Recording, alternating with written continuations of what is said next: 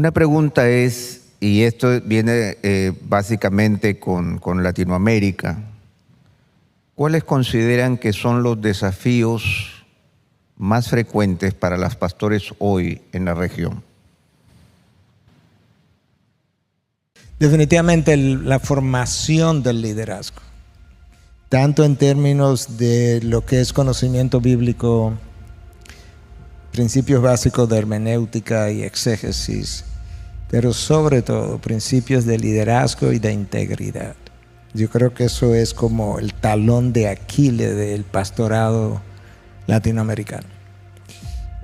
Es importante conocer la palabra, pero es importante. Yo puedo definir el evangelio y no tener una vida definida por él. Yo creo que hay varias cosas, dependiendo del área que tú mides o que tú veas o midas o evalúes. No sé cuál sería o todas las anteriores.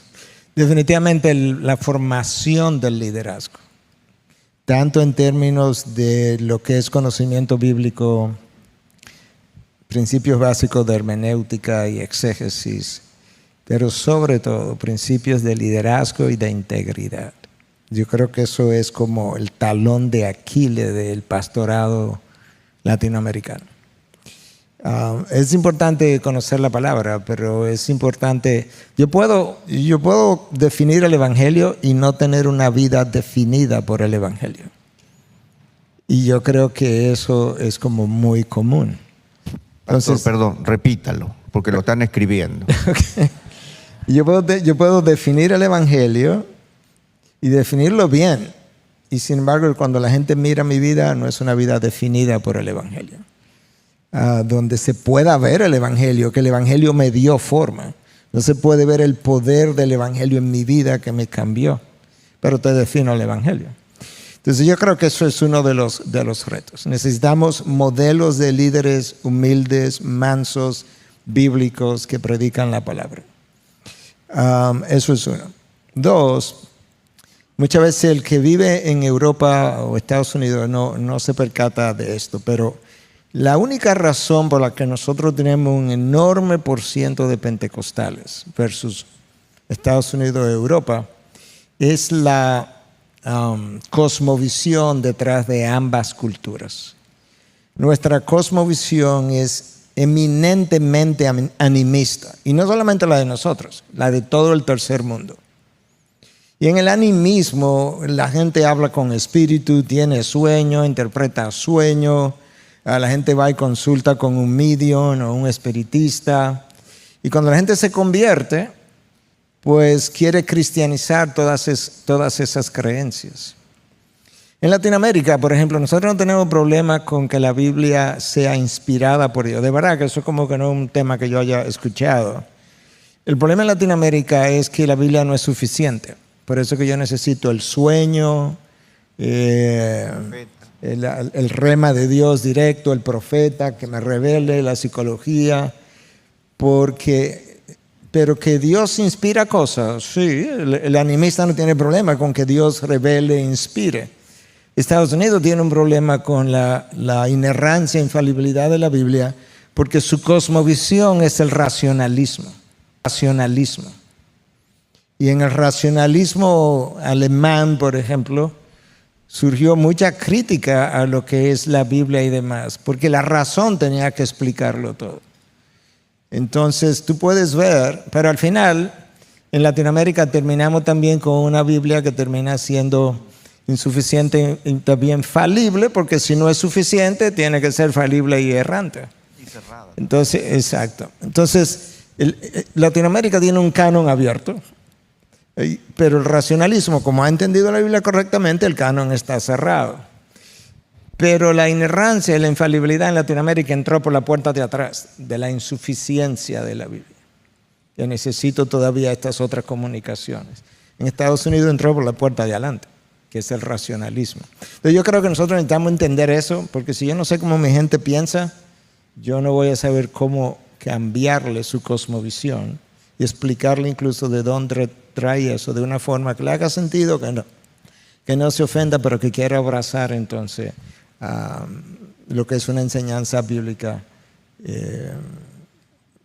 congruente con la misma Biblia, pasajes que son congruentes con otros pasajes, y etcétera, etcétera.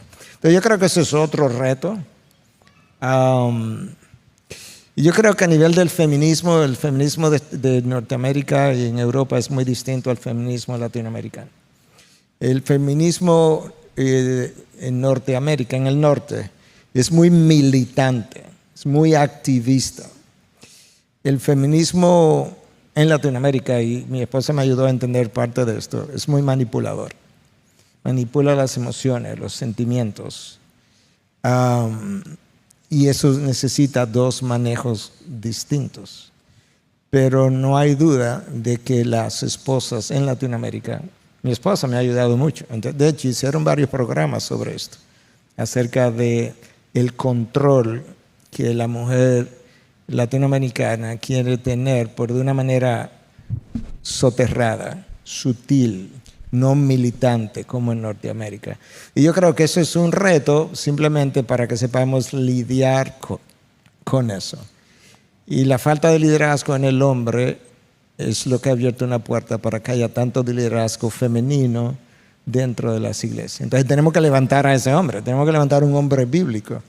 Y nosotros dijimos recientemente en nuestra iglesia, nosotros tenemos que hacer un triple esfuerzo ahora en lo que es el género masculino para levantarlo, justamente para que pueda estar a la altura de lo que es este reto que el género femenino le está presentando, para que pueda estar a la altura del reto y del desafío. May I just say quickly, this is, Sí, I know I'm not rápidamente. from Latin America, No soy de Latinoamérica. but one of the things this is a very helpful explanation, Esta es una explicación muy útil, tremendously helpful. muy útil. This idea of feminism and the way you described it. Esta idea del feminismo y la forma como lo describiste. I have long had conversations with friends throughout Latin He America tenido conversaciones con amigos en Latinoamérica about what you just explained acerca de lo que explicaste and the relationship to Mary y in la, the Roman relac- Catholic Church, y la relación con María en la Iglesia Católica Romana.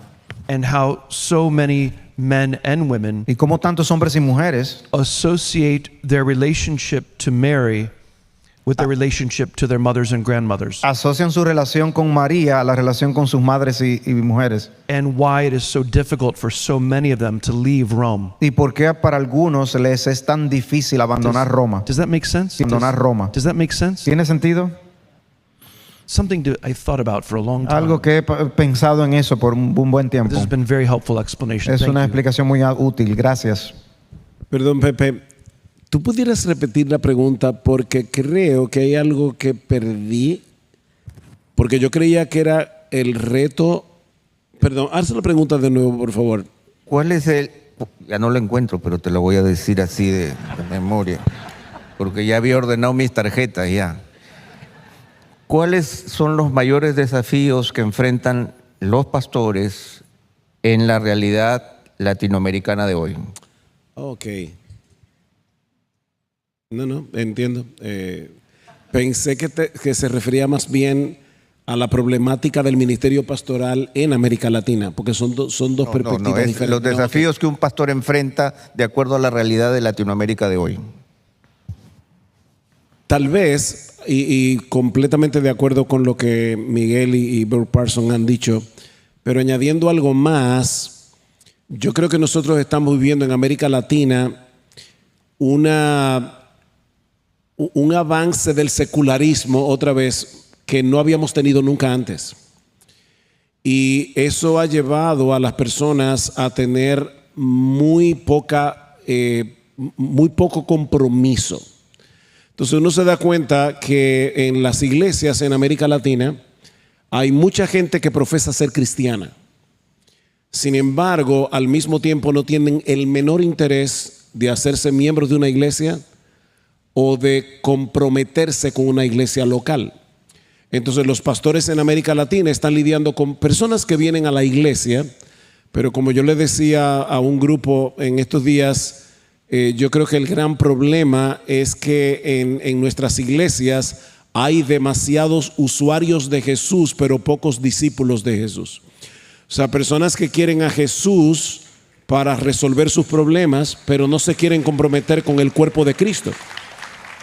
Entonces los pastores se están enfrentando a eso. Es como los más viejitos se acordarán de Batman cuando en las series antiguas, cuando llevaban a Robin en un motorcar. ¿Se acuerdan de eso? En blanco y negro, en blanco y Pero negro. recuerdan eso, ¿verdad? Cuando Yo no sé de lo que están Yo no hablando. sé de qué hablas. No nos metas, tú cuéntalo nomás, cuéntalo. Yo estaba muy chiquito, no sé. Bueno, todavía existen los motorcars, lo que pasa es que yo no sé cómo se dice eso en español, pero es el motor que tiene al lado un carrito que está pegado bueno, el problema es que hay muchas personas en América Latina que profesan ser cristianas y ellos quieren tener a Cristo en el carrito, pero de ninguna manera manejando el motor. Y eso no es ser discípulo de Jesús. Y eso los pastores en América Latina tienen que estar lidiando continuamente con un montón de falsos discípulos. Y a veces por una mala teología no saben diferenciar una cosa de la otra, porque piensan que porque una persona en una campaña evangelística levantó la mano, pasó al frente, hizo la famosa oración del pecador, ya es un cristiano, cuando en realidad no lo es. Y yo creo que los pastores, lamentablemente en América Latina, están lidiando con un reto enorme, porque tienen tal vez muchas personas en su iglesia que profesan ser cristianos y van camino al infierno, y no son verdaderos discípulos de Jesús. That's the same thing in the United States too. Es lo mismo en los Estados Unidos también. Dr. Sproul believed the same thing, El doctor Sproul creyó lo mismo.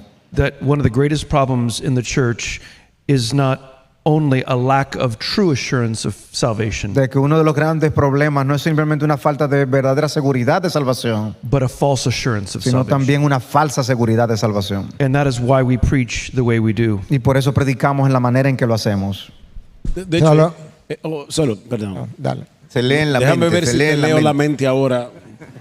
Algo interesante que pasó hace cierto tiempo es que estaban en una iglesia con un grupo de creyentes y la persona que estaba hablando preguntó: ¿cuántos hay aquí que se identifiquen de todo corazón como verdaderos discípulos de Jesús?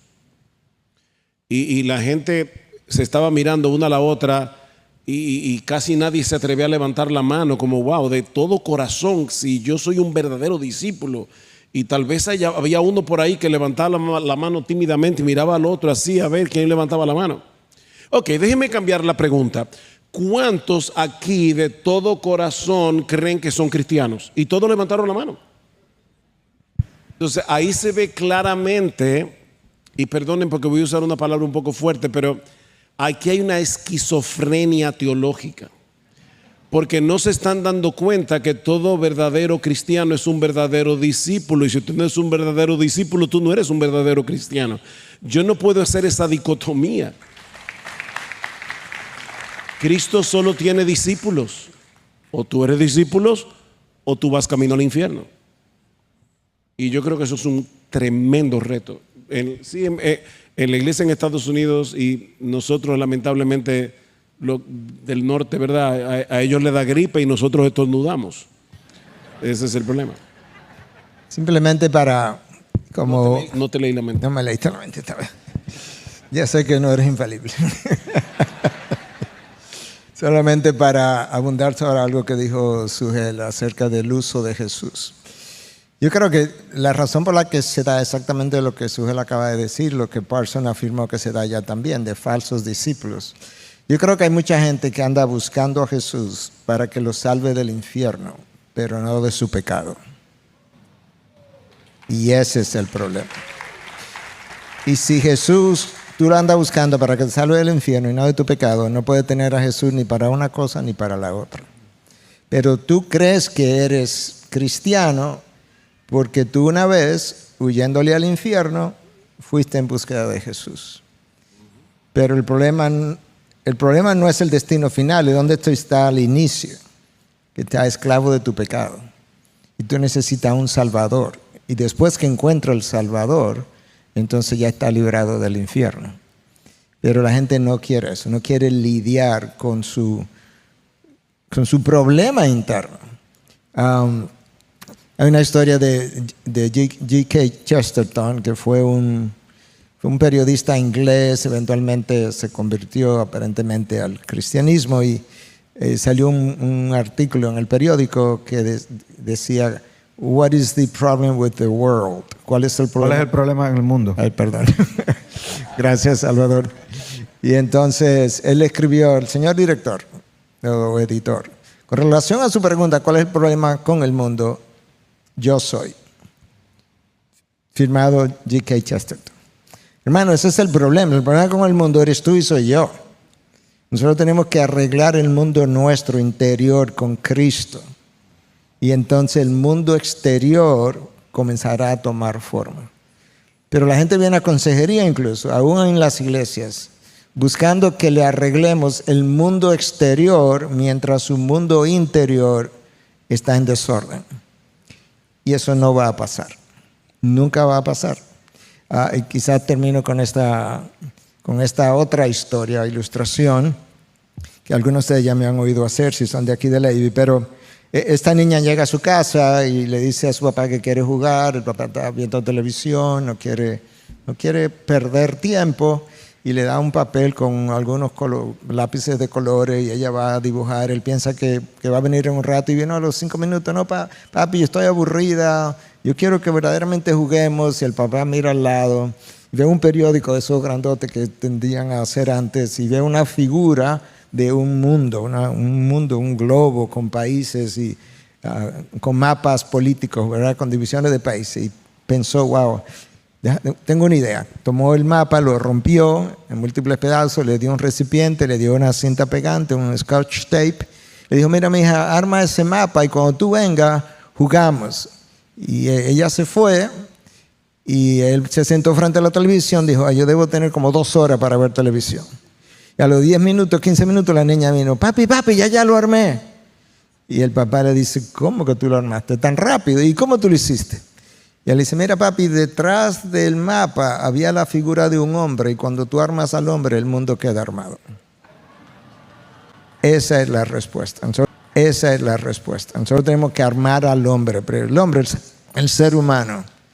Y eso solamente lo puede hacer Cristo y su palabra. Y luego el mundo exterior quedará armado.